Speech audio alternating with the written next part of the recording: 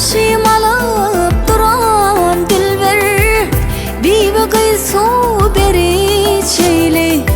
Tergin alay kollarından, bir bakay su beri çeyle. Tergin alay kollarından, bir can su beri çeyle.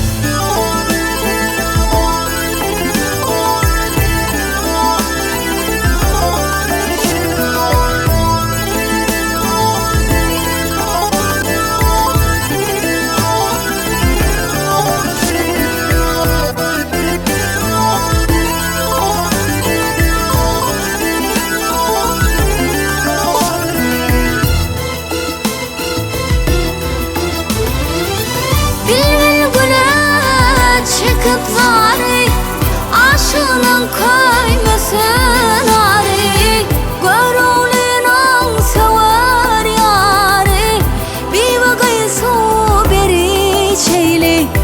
Görüğünün sever yarı, bir can su beri çeyle. Tergin alıp kollarından, bir can su beri çeyle. Tergin alay kollarından, bir bakay su beri çeyle. Bir can su beri